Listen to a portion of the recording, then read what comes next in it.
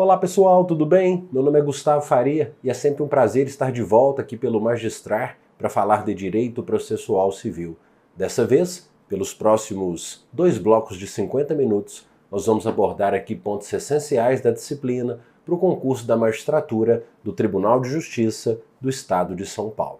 Você já tem aí à disposição os slides que vão ajudar a deixar a nossa apresentação mais dinâmica. Tem aqui o meu Instagram, vai ser um prazer recebê-lo por lá. E sem qualquer perda de tempo, a gente já traz o nosso primeiro ponto.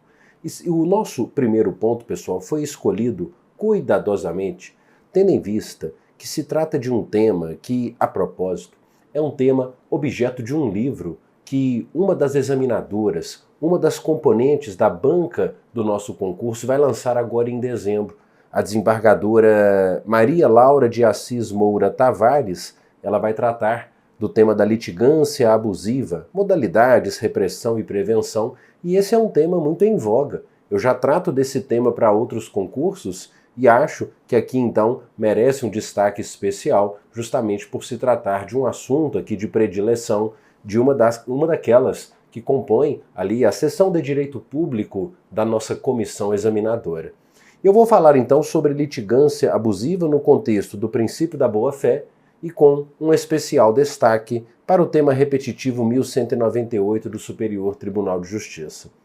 É claro que todos sabem que o artigo 5º do CPC prevê que aquele que, de qualquer forma, participa do processo deve comportar-se de acordo com a boa-fé. Essa expectativa de comportamentos probos, leais, éticos no processo, tanto em relação à parte contrária quanto em relação ao próprio órgão jurisdicional. Princípio esse aqui no âmbito do processo que guarda uma relação direta com o princípio da boa-fé objetiva, oriundo do direito privado, que vocês tão bem conhecem. E repito, quando a gente fala em boa-fé objetiva, é porque a gente está destacando que o que é analisado é o comportamento, é a conduta da parte no processo, e não a sua intenção, e não o seu ânimos, não é assim? Em outras palavras, quando se fala em boa-fé objetiva, o que se leva em consideração é o elemento externo, a conduta da parte, e não o elemento interno, e não o seu desejo, e não a sua intenção.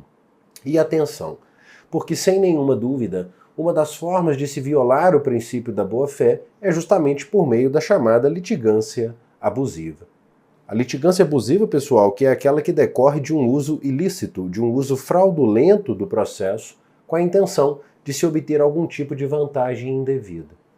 A litigância abusiva, lembrem-se, ela é um fenômeno que envolve, via de regra, a distribuição de um grande número de ações sabidamente infundadas e com algumas características específicas. Por exemplo, petições iniciais repetitivas, genéricas, petições que narram fatos que nunca aconteceram, petições iniciais sem documentos mínimos de comprovação do alegado, muitas vezes com documentação falsificada, juntada de procurações muito antigas, às vezes com inserção manual de dados, procurações de pessoas já falecidas, entre outras características.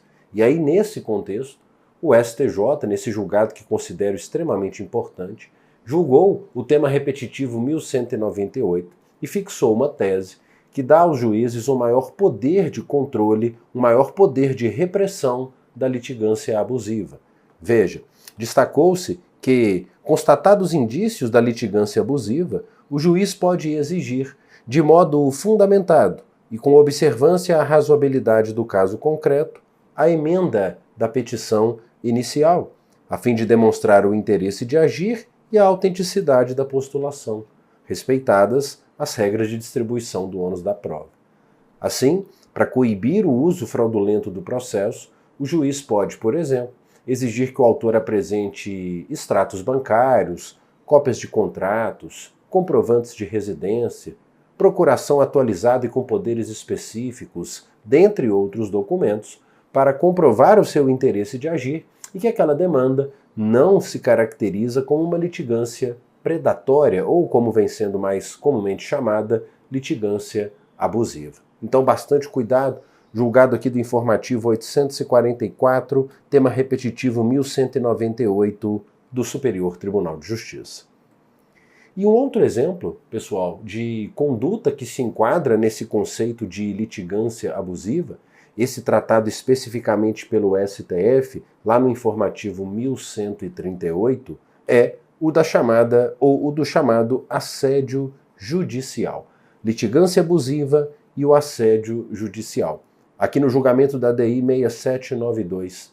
O que é o assédio judicial? Primeiro, repito, é uma espécie de litigância abusiva, que ocorre quando são distribuídas inúmeras ações baseadas nos mesmos fatos, em várias comarcas do país, contra profissionais da imprensa. Ações que têm o objetivo de constranger esses profissionais e dificultar o exercício do direito de defesa. Veja, nas palavras do próprio Supremo, constitui assédio judicial uma espécie de litigância abusiva, comprometedor da liberdade de expressão, o ajuizamento de inúmeras ações a respeito dos mesmos fatos, em comarcas diversas, com o intuito ou efeito de constranger jornalista ou órgão de imprensa, dificultar sua defesa ou torná-la excessivamente onerosa. Então, são ações que, muitas vezes propostas de forma coordenada por um grupo de indivíduos, busca causar algum tipo de intimidação desses profissionais. E justamente por conta dessa pulverização em diversas comarcas, essas demandas acabam dificultando o exercício do direito de defesa. E nesses casos, caracterizado o assédio judicial, o que a parte demandada poderá requerer? A reunião de todas as ações no foro do seu domicílio. Além disso, o Supremo destacou que o magistrado, entendendo por configurado o assédio judicial, ele pode reconhecer até mesmo de ofício a ausência do interesse de agir e, consequentemente, extinguir a ação sem resolução de mérito. Então, muito cuidado. Nossa examinadora, desembargadora Maria Laura, trata do tema da litigância abusiva, especificamente numa obra que vai ser publicada agora em dezembro de 2025. Então, fiquem atentos com esses dois temas, um do STF e um do STJ, que gravitam em torno aqui dessa temática. Tá ok? Desse nosso assunto. O segundo assunto que eu pensei aqui para a nossa revisão, pessoal, ele também se relaciona com a nossa banca examinadora, com a comissão formada para o nosso concurso. É o tema do incidente de desconsideração da personalidade jurídica, porque esse tema me chama a atenção, porque é um tema sobre o qual uma das examinadoras, a representante da OAB, a professora Clarice Frecchiani, ela também aborda em uma de suas passagens. Eu vou citar mais de uma obra dela ao longo dessa nossa revisão. E uma primeira é justamente relacionada a um artigo escrito pela professora Clarice e que trata do IDPJ. Então, é um tema que está ali no radar da sua examinadora, eu peço atenção para esse nosso assunto. Veja, ela até destaca, a importância do incidente de desconsideração da personalidade jurídica no contexto do processo constitucional. A partir do momento em que o CPC exige o contraditório prévio do sócio, na desconsideração propriamente dita, ou da pessoa jurídica, na desconsideração inversa, antes de que esse terceiro possa ter o seu patrimônio atingido. Veja esse destaque aqui dado pela sua examinadora nessa obra recente, de dezembro de 2024, em que ela disse que a previsão legislativa do IDPJ recebeu efusivo apoio de nossa doutrina. Em modelo de processo civil fortemente influenciado por garantias constitucionais, como o nosso brasileiro, constitui regra a observância do contraditório prévio e a concessão de oportunidade de defesa antes de se atingir o patrimônio de terceiros. E veja, a desconsideração então devendo ser precedida de contraditório mediante a citação desse terceiro, veja, até mesmo se tratar de uma empresa do mesmo grupo econômico. É o que eu trago aqui nesse julgado do informativo 789, em que o STJ destaca: uma empresa do mesmo grupo econômico da parte executada somente pode ter seus bens bloqueados se o IDPJ for previamente instaurado, não sendo suficiente aqui um mero redirecionamento da execução contra quem não integrou a lide na fase de conhecimento. Agora, cuidado, Porque o julgado diz que só é possível atingir os bens do terceiro se o IDPJ for previamente instaurado. Mas cuidado, porque, segundo se extrai do CPC, há mais de uma forma de se obter a desconsideração da personalidade jurídica, e não necessariamente essa forma será a instauração do incidente. É perfeitamente possível que tenhamos a desconsideração da personalidade jurídica sem a instauração do incidente, quando requerida na própria petição inicial. Nesse caso, o requerimento é processado juntamente com o pedido principal, não havendo que se falar sequer em suspensão do processo, já que aquele que se quer atingir é parte, ele já foi indicado desde a petição inicial. Agora, de fato, existe sim essa outra forma de se obter a desconsideração, que é mediante a instauração do incidente. Um incidente que suspende o processo, um incidente sobre o qual o Código fala de forma mais cuidadosa. O que nós podemos destacar aqui acerca da legitimidade, do procedimento e de alguns entendimentos importantes do Superior Tribunal de Justiça sobre o nosso tema? O artigo 133 começa lembrando que o incidente ele pode ser instaurado a pedido da parte ou do MP. Então, por uma questão mais simples, cuidado, o incidente não pode ser instaurado de ofício, apenas pela parte ou pelo MP, quando intervier como fiscal da ordem jurídica, lá nas hipóteses do artigo 178 em especial. O artigo 134 nos traz aqui a ideia de que o IDPJ ele é cabível em todas as fases do processo de conhecimento, no cumprimento de sentença e na execução de títulos extrajudiciais. E agora o ponto alto, destacado pela própria professora Clarice, aqui no artigo 135, que estabelece que, instaurado o incidente, o sócio, se estivermos pensando em incidente de desconsideração da personalidade jurídica propriamente dita, ou a citação da pessoa jurídica se se trata de desconsideração inversa, não é isso? O sócio ou a PJ devem ser citados para manifestar-se e requerer provas cabíveis no prazo de 15 dias. Daí, se necessário, teremos uma instrução processual, passando-se em sequência a análise do mérito do pedido. Esse mérito que vai observar ali os pressupostos legais da desconsideração. Aí eu os remeto àquelas lições lá do direito civil que vocês tão bem conhecem, teoria maior, teoria menor. Aqui nessa hora o CPC toca a bola para o direito material. E aí, analisado o pedido de desconsideração sob a perspectiva do direito material, a bola é devolvida para a gente e a gente vai para a decisão que resolve o IDPJ. O artigo 136 lembra que, concluída a instrução, se necessária, o incidente será resolvido por decisão interlocutória.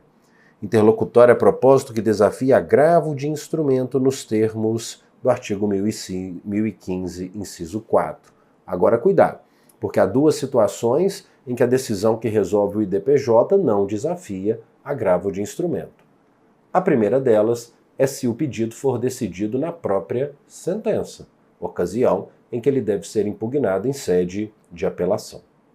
E a segunda exceção é quando a decisão é proferida por relator, e aí, como você sabe, de decisão monocrática de relator, já não cabe agravo de instrumento, mas cabe agravo interno.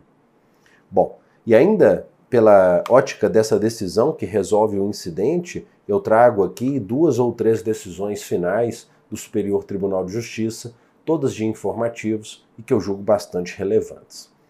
Primeiramente, aqui no informativo 544, em que o STJ diz que a pessoa jurídica ela tem legitimidade para impugnar a interlocutória que desconsidera sua personalidade para alcançar o patrimônio de sócios ou administradores. Vou explicar. Desde que, atenção, desde que o faça com o intuito de defender a sua regular administração e autonomia, ou seja, a proteção da sua personalidade, sem se imiscuir na esfera de direito dos sócios ou administradores. Então, se eu tenho uma ação contra uma pessoa jurídica, esse autor, ele entra com o IDPJ para atingir o patrimônio do sócio, e esse IDPJ é acolhido, o pedido é julgado procedente, é claro que o sócio tem legitimidade e interesse para recorrer. Mas e a PJ? a PJ também, disse o STJ, desde que o faça com o intuito de defender a sua regular administração e autonomia, sem se imiscuir na esfera de direitos dos sócios ou administradores. Então, sua legitimidade recursal está reconhecida e o seu interesse recursal também está, desde que respeitada essa condição. Agora chegou mais recentemente ao STJ uma outra pergunta. E se tratar, agora vamos mexer aqui, de uma ação contra um sujeito que seja sócio de uma empresa, e o autor entre com o pedido de desconsideração inversa da personalidade jurídica para atingir o patrimônio social. Se o pedido for julgado procedente, é claro que a pessoa jurídica tem legitimidade e interesse. Mas a pergunta, e o sócio?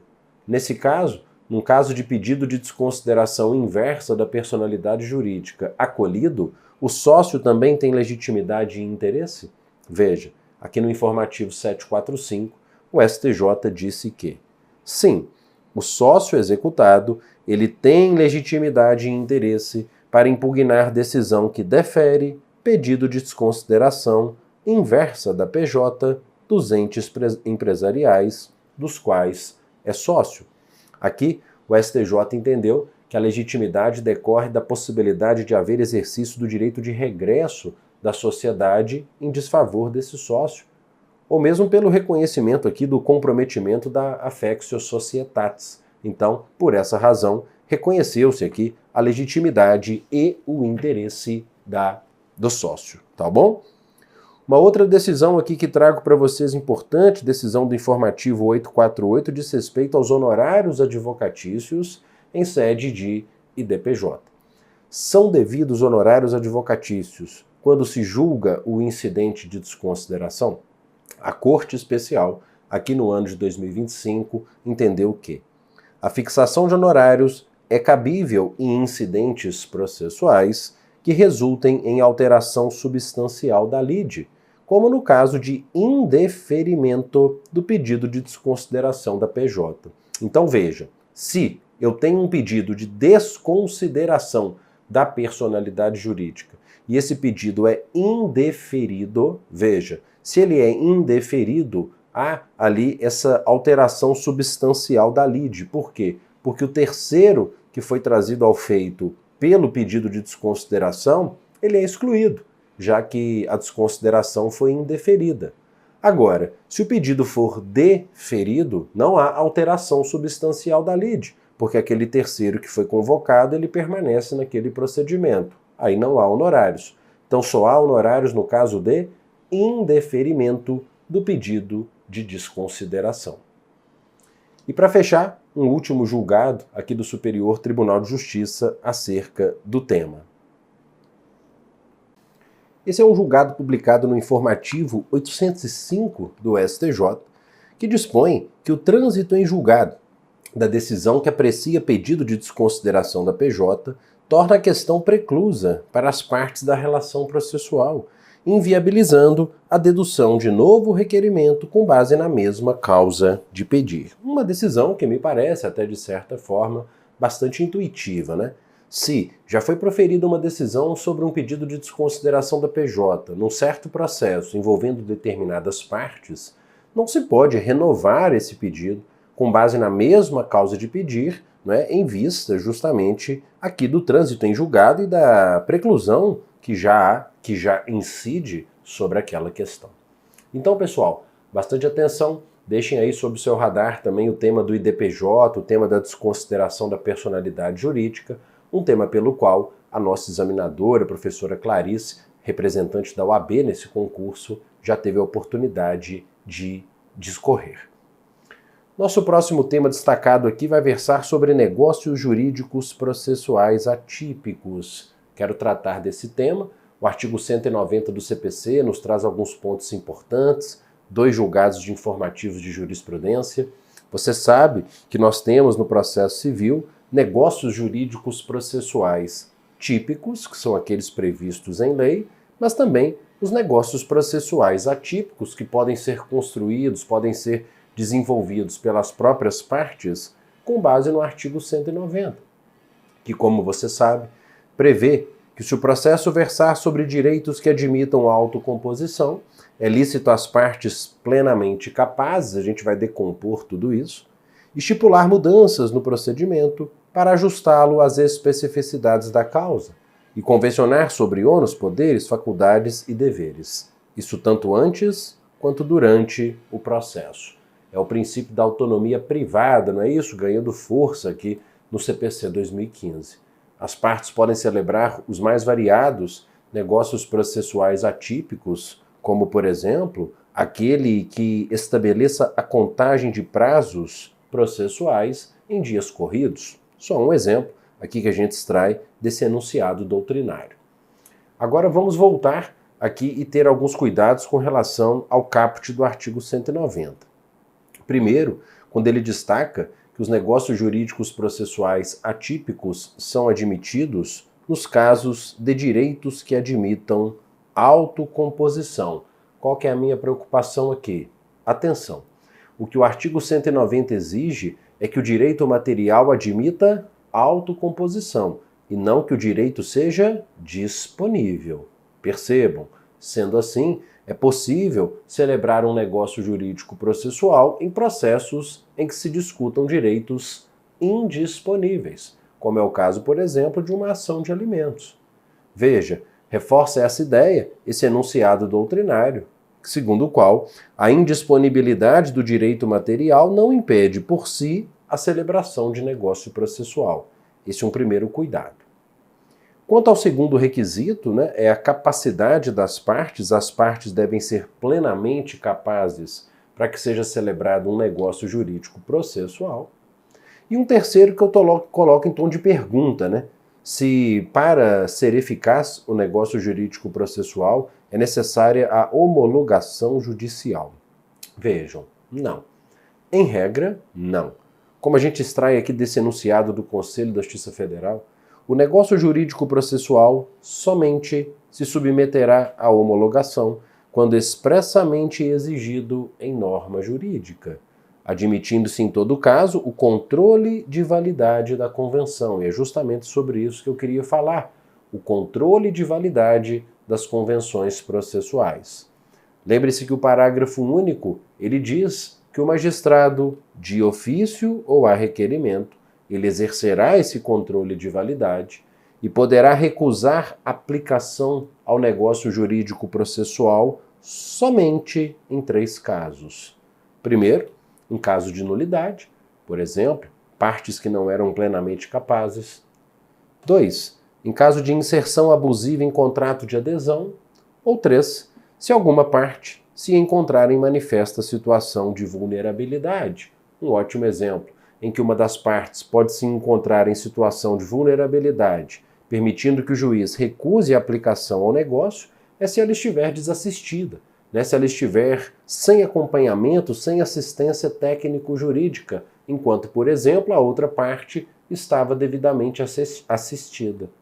Sobre isso, a propósito, veja, aqui no enunciado 118 do FPPC, disse que há indício de vulnerabilidade justamente quando a parte celebra um acordo de procedimento sem assistência técnico-jurídica. E por fim, cuidado com 2 julgados de informativos do STJ sobre os negócios processuais. O primeiro, diz que o negócio processual que transige sobre o contraditório e os atos de titularidade judicial se aperfeiçoa validamente se a ele aquecer o juiz. Aqui foi feito um negócio em que estava disposto que, em caso de inadimplemento contratual e judicialização da questão, o credor ele poderia bloquear ativos financeiros inaudita altera parte e sem necessidade de prestar qualquer garantia. O STJ entendeu que as partes estavam transigindo sobre atos de titularidade do magistrado, Então, esse negócio jurídico só teria qualquer eficácia se o magistrado entendesse que de fato estavam presentes os requisitos para a concessão da medida liminar, independentemente da prestação de garantia. Já no informativo 663, o STJ destacou que a fixação de determinado valor a ser recebido mensalmente pelo herdeiro, a título de adiantamento de herança, não configura um negócio processual atípico, porque esse acordo, segundo o STJ, ele não é processual, ou pelo menos ele não é puramente processual, já que o seu objeto, percebam, é o próprio direito material que se discute na ação de inventário, qual seja a divisão ali do patrimônio do falecido. Então, por essa razão, ele validou o controle aqui de aplicação desse negócio jurídico sob essa perspectiva do parágrafo único do artigo 190. Tá ok? E por falar em atos processuais, eu também queria um destaque aqui bastante incisivo com relação à citação no processo civil, mais especificamente as normas de citação eletrônica em vista das resoluções do Conselho Nacional de Justiça, partindo da 455, mas que foi recentemente alterada pela 569 em 2024 e que tratam do tema. Veja, quando a gente fala em citação eletrônica no processo civil, de imediato a gente traz aqui o artigo 246 do Código, que diz que a citação será preferencialmente por meio eletrônico, e aí já comece com um cuidado com esses prazos. Atenção, num prazo de até 2 dias úteis a contar da decisão que determina a citação. Então, do cite-se deverá, então, em até 2 dias úteis, ser enviada a citação para o endereço eletrônico da parte. Nós vamos ver que endereço eletrônico é esse. Em até 2 dias úteis deve ser enviada a citação eletrônica ao endereço eletrônico do citando. Que endereço é esse? O Código diz que é o endereço indicado pelo citando no banco de dados do Judiciário, conforme regulamento do CNJ. O regulamento do CNJ é essa resolução de 2022, que criou o domicílio judicial eletrônico, esse que é o tal endereço eletrônico. O domicílio judicial eletrônico, lembre-se que é um ambiente digital criado pela resolução 455, onde são feitas as citações eletrônicas, um ambiente para o qual todos os tribunais do país deverão enviar as citações daqueles que estiverem devidamente cadastrados. E quem deve se cadastrar no DJE para que então seja citado eletronicamente? Nesse ponto a gente precisa fazer uma análise combinada da resolução 455 com o artigo 246 em seus parágrafos. Eu resumi para vocês da seguinte forma. O cadastramento no DJE, ele é obrigatório para a União, Estados, Distrito Federal, municípios, entidades da administração indireta e empresas públicas e privadas. Vejam, então, ele abrange aqui praticamente todas as pessoas jurídicas de direito público e de direito privado, inclusive microempresas e empresas de pequeno porte. Por quê? Porque a resolução diz, e o CPC vai nesse caminho também, que elas deverão se cadastrar obrigatoriamente caso não tenham endereço eletrônico cadastrado no sistema da RedeSim. Porque havendo o cadastro no sistema RedeSim, o cadastro no domicílio judicial eletrônico ele será feito de forma automática, por meio de integração de sistemas, o que vai possibilitar a citação eletrônica de microempresas e empresas de pequeno porte. Logo, como cadastramento facultativo, você deve estar imaginando, né? Restaram aqui as pessoas físicas. Essas não são obrigadas a se cadastrar no DJE, no domicílio judicial eletrônico. Muito bem. Agora então pressuponha comigo que foi proposta uma ação lá na sua prova contra uma empresa que já está devidamente cadastrada no domicílio judicial eletrônico e então o juiz despachou o cite-se.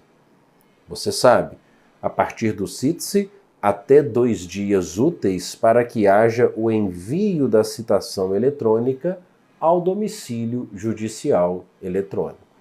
Bom, enviada a citação ao domicílio judicial eletrônico, abre-se um prazo de 3 dias úteis para que o citando confirme a citação. 3 dias úteis a contar do recebimento, ou seja, da data do envio da comunicação processual ao domicílio judicial eletrônico. Então a parte terá até 3 dias úteis para confirmar o recebimento. E aí, dois caminhos são possíveis, o da confirmação e o da não confirmação. Confirmado o recebimento dentro desse prazo de 3 dias úteis, a gente atrai aqui o artigo 231, inciso 9, que diz que, nesse caso, o dia do começo do prazo, por exemplo, para contestar, caso o réu tenha sido citado para contestar, será o 5º dia útil seguinte à confirmação da citação. Então, cuidado. Veja, cite-se em até 2 dias, a citação eletrônica tem que ser enviada ao DJE. A partir dessa data do envio, 3 dias úteis para o citando confirmar o recebimento. Confirmou, por exemplo, numa quinta-feira, o 3º dia útil, o código diz que o dia do começo do prazo será o 5º dia útil seguinte. Então, se ele confirmou na quinta, qual será o 5º dia útil seguinte? Sexta, segunda, terça, quarta, quinta da semana seguinte. Então, nesse caso, quinta da semana seguinte é o dia do começo do prazo. Só que você tem que lembrar que, nos termos do artigo 224, o dia do começo do prazo tem que ser excluído da contagem. Então, a contagem propriamente começa só na sexta-feira, aqui nesse meu exemplo, desconsiderando ali qualquer feriado nesse período. Então, muito cuidado com essa forma de contagem de prazo. Agora, e se o citando não confirmar o recebimento? Ele simplesmente não confirma o recebimento dentro do prazo de 3 dias úteis. E aí? Nesse caso, pessoal, veja, ele será citado pelas vias ordinárias, pelas formas tradicionais, vamos chamar assim, de citação.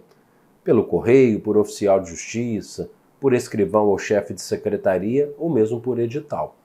Aí você vai me perguntar, Gustavo, então nenhum citando vai confirmar a citação, já que, se ele não confirmar, ele vai ser citado de outra forma, o que faz com que ele acabe ganhando tempo.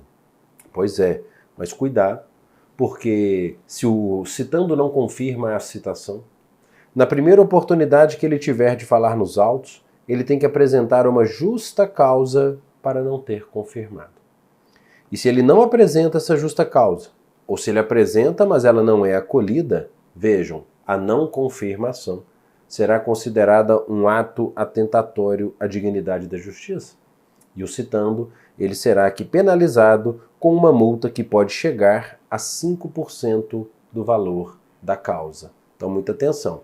Não confirmou, não vai ser considerado revel ou qualquer coisa do sentido. Nesse sentido, ele vai ser citado pelas outras formas, por exemplo, pelo oficial de justiça, pelo correio, e ele tem apenas que justificar, a não confirmação. Se ele não justificar, ato atentatório à dignidade da justiça, multa de até 5%. Agora, para finalizar, muito cuidado. Muito cuidado quando a ação for contra pessoa jurídica de direito público. Porque, se se trata de um réu, pessoa jurídica de direito público, uma ré, que é PJ de direito público, a resolução 455 traz outro tratamento para a contagem de prazo. Veja, nesse caso, ela não tem 3 dias úteis para confirmar o recebimento. As pessoas jurídicas de direito público, elas têm 10 dias corridos para confirmar. 10 dias corridos para realizar a consulta. E aí, se ela realiza a consulta, vale aquela mesma lógica. O 5º dia útil seguinte é o dia do começo do prazo. Agora, cuidado, porque se o ente não confirmar, ele será considerado automaticamente citado na data do término desse prazo. Então, não há aqui aquela nova citação, agora por oficial de justiça ou por qualquer outra forma, quando o ente público não consulta a informação. Se ele não consulta, ele se considera automaticamente citado na data do término desse prazo. Então, o 10º dia do prazo vai ser ali, o dia do começo, que tem que ser excluído, e a contagem começa no 1º dia útil seguinte. Muita atenção para esse detalhe aqui em relação a PJs de direito público. Agora, um outro tema cuja importância dispensa apresentação, alguns apontamentos aqui sobre as tutelas provisórias, Vamos aqui destacar alguns pontos sobre esse tema sempre tão cobrado e importante, que é a tutela provisória, tutela que pode ser de urgência ou da evidência, a tutela de urgência antecipada ou cautelar, sendo que ambas podem ser concedidas em caráter antecedente ou incidente. Eu destaquei aqui para o começo da nossa conversa uma questão envolvendo a tutela de urgência antecipada antecedente. Cuidado! Muitas vezes, e na maioria delas, o cenário de prova que nos remete à tutela antecipada antecedente é aquele cenário de uma excepcional urgência, né? De uma urgência, vamos dizer assim, urgentíssima. Naquelas hipóteses em que a urgência ela já é contemporânea à propositura da ação, ela já existe desde o primeiro momento. E o Código fala que, nesse caso, a inicial pode limitar-se ao requerimento da tutela antecipada e à indicação do pedido de tutela final, expondo ali qual é a lide, o direito que se quer realizar e o periculum in mora. Então, notadamente, para aquelas situações em que a parte ela se vê numa situação em que não tem condições de fazer uma inicial, né, perfeita e acabada, lá nos termos do artigo 319 do Código de Processo. Então ele faz uma petição, vamos chamar assim só para fins didáticos, de uma petição preliminar, apenas para pedir a tutela antecipada e indicar qual será o pedido final, porque ele sabe que ainda terá chance de aditar essa peça. E aí, distribuída essa petição, nós temos dois circuitos, né, pelos quais aqui o processo pode passar. Bom, o primeiro é o juiz indeferir a medida. Se o juiz ele não concede a medida, se ele indefere o pedido, veja, o autor será intimado e terá um prazo de 5 dias para emendar a petição inicial, sob pena de indeferimento e extinção do processo. Agora, concedida a medida, por outro lado, a coisa fica um pouco mais animada e mais importante. Porque primeiro você tem que lembrar que, concedida a tutela antecipada antecedente, o autor ele terá aqui um prazo de no mínimo 15 dias para aditar a sua petição inicial. Um aditamento que se dá nos mesmos autos, independentemente do recolhimento de novas custas, e consiste na complementação da argumentação, na juntada de novos documentos e na confirmação do pedido final, sob pena de extinção do processo. Então a gente tem aqui uma oportunidade para o autor aditar a inicial. Mas, paralelamente, o réu ele estará sendo citado e intimado para a audiência de conciliação ou de mediação. Na verdade, o código aqui disse menos do que deveria. Veja, o réu estará sendo citado, né, para integrar a relação processual e intimado, não apenas para a audiência de conciliação ou de mediação, mas também intimado da própria decisão que concedeu a tutela antecipada, para que ele possa, querendo, recorrer dessa decisão, para que ele possa, querendo, interpor agravo de instrumento contra essa decisão. Agora, cuidado. Há alguns julgados do Superior Tribunal de Justiça entendendo que a melhor forma de se contar esses prazos, né, o prazo do autor para aditar a petição inicial e o prazo do réu para interpor o agravo de instrumento, esses prazos eles não são concomitantes, mas eles são subsequentes. Dá uma olhadinha que eu vou te explicar. Os prazos, primeiro, do réu para recorrer e segundo, do autor para aditar a inicial, eles não são concomitantes, mas subsequentes. Ou seja, primeiro dá-se o prazo ao réu. Primeiro abre-se o prazo para o réu para querendo agravar. Se ele agravar, você então intima o autor para que ele faça o aditamento da petição inicial. E a razão é clara. A razão é clara porque quando você dá primeiro o prazo para o réu e ele não recorre, veja, a gente atrai o artigo 304, que diz que a tutela antecipada vai se tornar estável em caso de ausência de recurso e o processo será extinto. Então é muito mais razoável dar a oportunidade primeiramente ao réu, para que, querendo, ele recorra da decisão e, caso ele recorra, você intime o autor para aditar a inicial, do que primeiro dar um prazo de aditamento da inicial sem sequer saber se o réu irá aditar a petição. Então, Por isso que a gente sempre destaca, primeiro o prazo para o réu, depois para o autor, porque se o réu não recorre, ali nós temos aquele fenômeno da estabilização da tutela antecipada antecedente. Essa estabilização que consiste no que alguns chamam de ultratividade dos efeitos da tutela antecipada. Os seus efeitos subsistem, os seus efeitos permanecem, mesmo que o processo seja extinto em virtude da ausência de recurso. Ainda existe uma discussão no STJ se o recurso que impede a estabilização é apenas o agravo de instrumento ou se qualquer outro recurso, em sentido amplo, utilizado pelo réu, por exemplo, caso ele conteste, caso ele apresente ali uma petição de insurgência, se isso já seria apto, se essa manifestação já seria apta para impedir a estabilização. Há entendimentos divergentes dentro do STJ, o tema ainda não foi pacificado. O que é pacificado e que você não pode confundir de forma alguma é que não há que se confundir estabilização de tutela antecipada com coisa julgada. Não há coisa julgada. Por quê? Simples.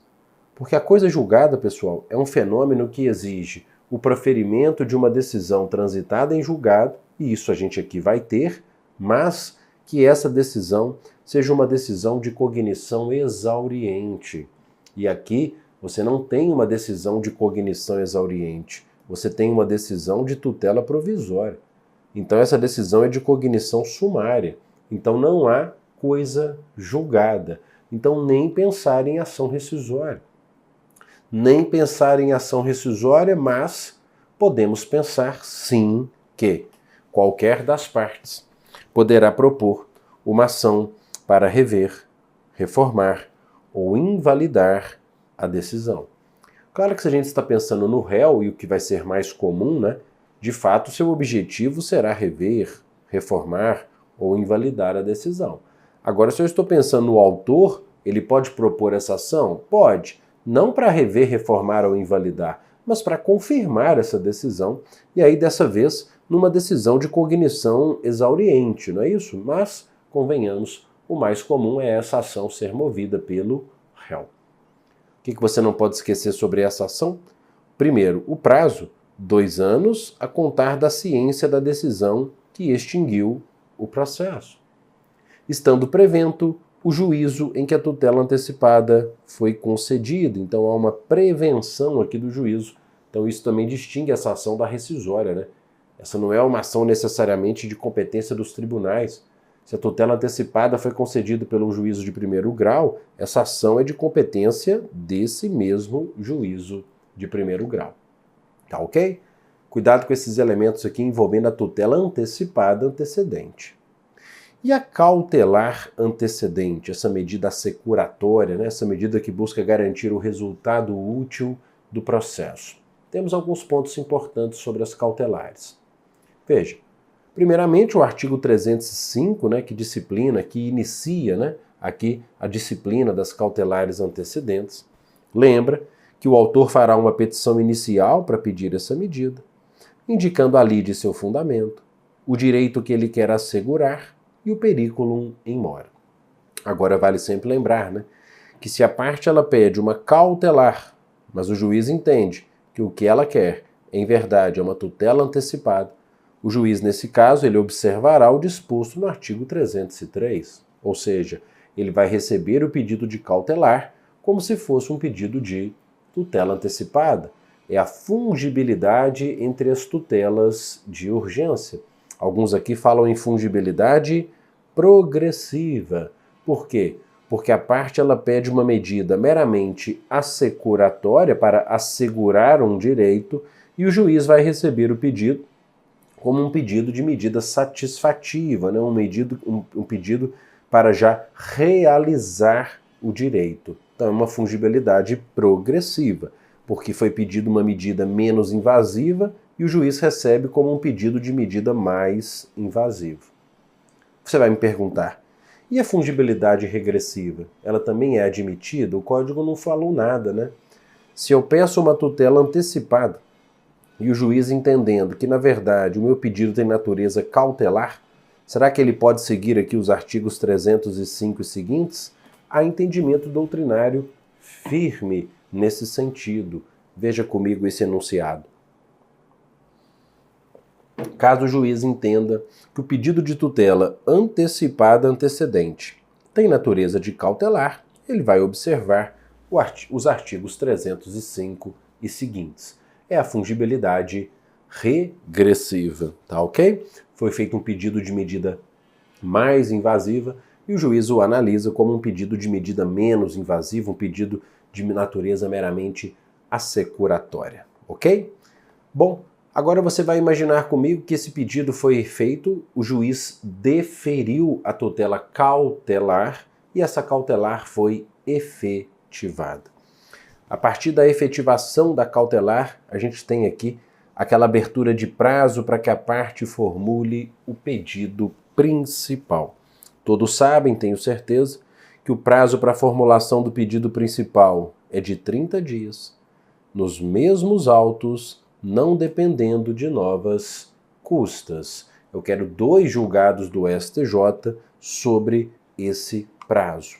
Primeiro, trata-se de um prazo processual e, portanto, contado em dias úteis ou de um prazo material contado em dias corridos? Trata-se de um prazo processual e, por isso, contado em dias úteis. Informativo 807, decisão aqui da Corte Especial. Outra pergunta que chegou ao STJ. Veja, se eu tenho uma cautelar que ela é efetivada de forma fracionada, né? Primeiro aqui, ó, eu tive um ato de, por exemplo, arresto de bens, aí depois o arresto ele foi complementado por mais 3 atos. Então, o arresto ele se deu de forma fracionada. Nesse caso, o prazo de 30 dias ele é contado do primeiro ato ou tão somente do momento em que é totalmente efetivada a tutela cautelar. Segunda opção. Informativo 715.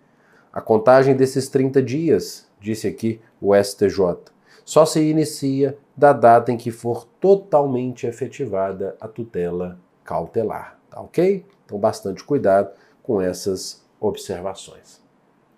Para a gente fechar aqui o primeiro bloco, eu quero entrar em alguns aspectos aqui relacionados à acumulação de pedidos e a teoria do trânsito de técnicas. Veja bem, pessoal, quando a gente fala em cumulação de pedidos no processo civil, você sabe que nós temos 2 grandes espécies, né, de cumulação. A cumulação própria e a cumulação imprópria. A primeira, que pode ser simples e sucessiva. A segunda, que pode ser subsidiária e alternativa. Bom, quando a gente fala em cumulação própria de pedidos, a gente está falando daquele cenário em que são formulados vários pedidos que podem ser acolhidos simultaneamente. Na cumulação imprópria é o oposto, né? São formulados vários pedidos, mas apenas um deles poderá ser atendido. Quando a gente fala de cumulação própria simples, a gente está falando de pedidos independentes entre si, né? Dano material e dano moral, por exemplo. A análise de um não depende da procedência do outro, então são pedidos independentes. A sucessiva, por sua vez, é quando entre os pedidos há uma relação de prejudicialidade, né? O juiz ele só vai analisar o pedido B se for acolhido o pedido A, como no clássico exemplo da investigação de paternidade cumulada com alimentos, uma cumulação sucessiva. Na cumulação imprópria subsidiária, o próprio CPC aqui nos ajuda, no artigo 326, quando diz que o autor pode formular mais de um pedido em ordem subsidiária, quando o juiz conhece do posterior em não acolhendo o anterior. Exemplo, eu peço a condenação do réu a restituir determinado bem e digo, se esse pedido não for acolhido, que então o réu seja condenado ao ressarcimento de perdas e danos. Então seria uma acumulação imprópria subsidiária. E a acumulação alternativa é a do parágrafo único do mesmo artigo, que diz que o autor pode formular mais de um pedido para que o juiz acolha um deles. Aqui não há qualquer ordem de preferência, tanto faz para o autor, o importante é que um deles seja acolhido. Quanto à acumulação alternativa, eu queria apenas que você não confundisse acumulação alternativa com pedido alternativo. A acumulação alternativa é o que vimos agora no parágrafo único do 326. É lícito ao autor formular mais de um pedido para que o juiz acolha um deles. O pedido alternativo está aqui no artigo 325, né? Que diz que há pedido alternativo quando, pela natureza da obrigação, o devedor pudera cumprir a prestação de mais de um modo.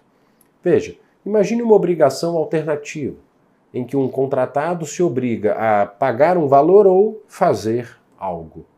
Se o contratado não cumpre o contrato, ele não paga nem faz o que deveria ser feito, o autor pode formular, então, numa demanda judicial, um pedido alternativo.